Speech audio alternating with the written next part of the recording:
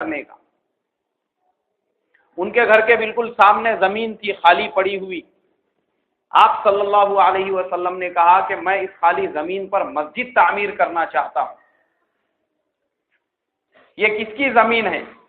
تو آپ صلی اللہ علیہ وسلم کو کہا، بتلایا گیا کہ اے اللہ کے نبی، دو یتیم بچے ہیں، ایک کا نام سہل ہے اور دوسرے کا نام سہیل ہے، یہ ان دونوں بچوں کی زمین ہے۔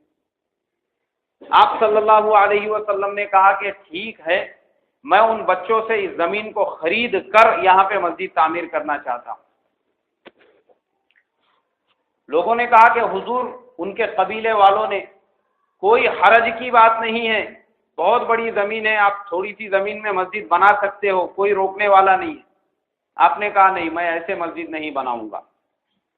وہ دونوں یتیم بچے آپ کی خدمت میں حاضر کیے گئے۔ آپ صلی اللہ علیہ وسلم نے ان سے کہا کہ تمہاری زمین پہ مسجد تعمیر کرنی ہے۔ ان دونوں بچوں نے خوش ہو کر یہ کہا کہ اے اللہ کے نبی، ہم اپنی طرف سے مسجد کے لیے اپنی زمین کو وقف کر دیتے ہیں، آپ اس پہ مسجد تعمیر کر دیجیے۔ حضور نے کہا کہ نہیں، زمین خرید کر ہی اس پر مسجد تعمیر کی جائے گی۔ اس کے بعد حضرت ابو بکر صدیق رضی اللہ تعالیٰ عنہ سے کہا، ان کو مسجد کے زمین کی قیمت ادا کر دو، اس لیے کہ حضرت ابو بکر گھر کا پورا مال لے کے نکلے تھے ساتھ میں، جس میں 4 سے 5 ہزار درہم تھے، گھر میں کچھ بھی نہیں چھوڑا تھا۔ اسی لیے آگے واقعہ ملتا ہے، ان کے والد حضرت ابو قحافہ گھر میں آئے، پوتی حضرت اسما سے پوچھا تیرا باپ کچھ چھوڑ کے گیا ہے؟ کہنے لگی دادا جان کچھ چھوڑ کر گئے ہیں۔ وہ بیچارے نابینا تھے، پہلے زمانے میں محراب رہتے تھے گھروں میں مٹی کے، اس محراب میں انہوں نے پتھرے رکھ دیے تھوڑے سے، اس کے اوپر کپڑا رکھا اور دادا کا ہاتھ لے جا کے کہا کہ یہ چھوڑا ہے۔ تو دادا کہنے لگے اب مجھے اس کے جانے کا غم نہیں ہے، وہ تمہارے لیے کچھ چھوڑ کر گیا ہے۔ اور حضرت اسما کہتی ہے کہ ابا جان ایک وقت کا کھانا بھی چھوڑ کر نہیں گئے تھے، سب کچھ لے کے گئے تھے اللہ کے دین کی خاطر۔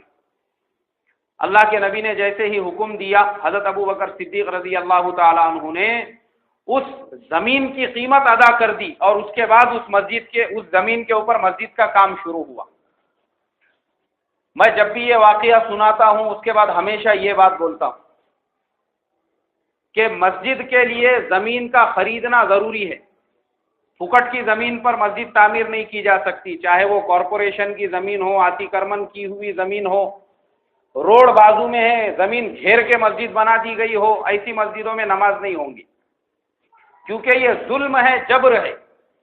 اور آج مسلمانوں میں یہ چیز عام ہو گئی ہے، جہاں پہ بھی زمین خالی دکھی چاروں طرف پتھرے ٹھوک کے اس کو مسجد کا جو ہے بورڈ لگا دیتے کہ یہاں مسجد ہے، حالانکہ خدا کی قسم قیامت تک اس جگہ پہ نماز نہیں ہوں گی۔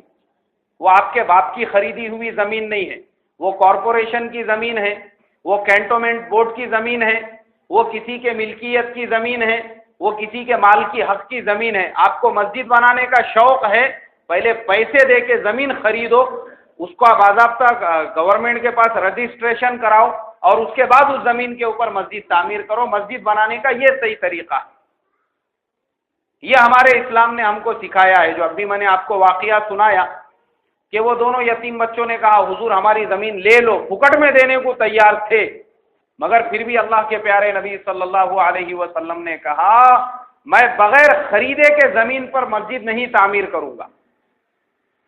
پہلے وہ زمین خریدی گئی، اس کے بعد اس کے اوپر مسجد تعمیر کی گئی۔ یہ مسئلہ یاد رکھو، آج کل بھائیوں میں بھی اگر زمینوں کو لے کے جھگڑے ہوتے ہیں تو ایک آدھا کیا کرتا ہے، دوسرے بھائیوں کا حق دبانے کے لیے وہ زمین مسجد کے لیے وقف کر دیتا یا کسی مدرسے کو دے دیتا۔ وہ مدرسے والوں کے لیے لینا حرام ہے اور مسجد والوں کے لیے وہاں مسجد بنانا بھی ناجائز ہے، اس لیے کہ اگر 4 بھائیوں کی زمین ہے، چاروں نے اپنی رضامندی سے اس پہ دستخط کرنا چاہیے کہ ہاں ہم راضی ہیں، اور بہتر تو یہ ہے کہ اس کی قیمت ادا کی جائے، اس کے بعد ہی وہاں مسجد تعمیر ہو اور لوگ نماز پڑھیں۔ ورنہ ہمارے نبی صلی اللہ علیہ وسلم نے پریکٹیکل ہم کو عمل کر کے دکھایا۔ آپ نے ان دونوں یتیموں کو مسجد کی پوری قیمت دی، اس کے بعد وہاں پہ مسجد کا تعمیری کام شروع ہوا۔ اب مسجد کیسی تعمیر ہوئی؟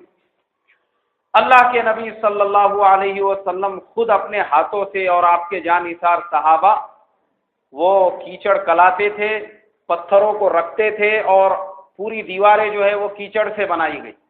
یعنی مٹی سے بنائی گئی، اور اوپر کا جو چھت تھا اس کے لیے کھجور کی ٹہنیوں کو اوپر ڈال دیا گیا۔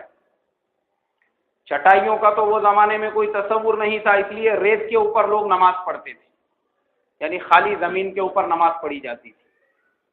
یہ اسلام کا سب سے پہلا مرکز تھا، اور اسی مرکز کو اللہ کے نبی صلی اللہ علیہ وسلم نے مرکز بنا کر اب ہم آگے سنتے رہیں گے کہ آگے اللہ کے نبی صلی اللہ علیہ وسلم نے کیسے پورے دنیا میں اس مٹی اور پتھر کی مسجد میں بیٹھ کر اسلام کو عام کیا۔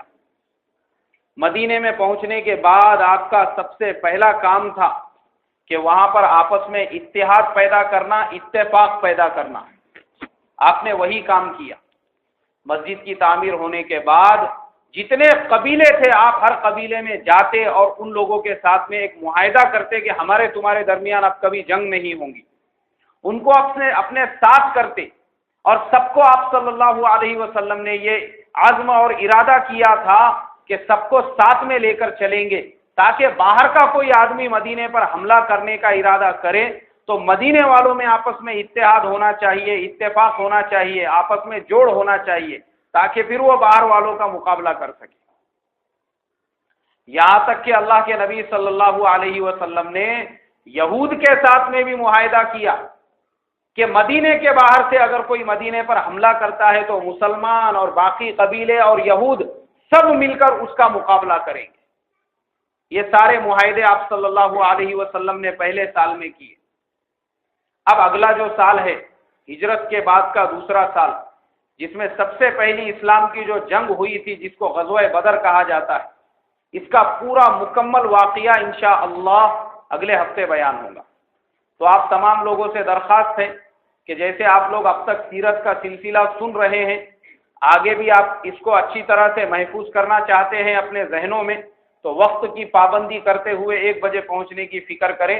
اللہ تبارک و تعالی ہم تمام کو عمل کی توفیق عطا فرمائے۔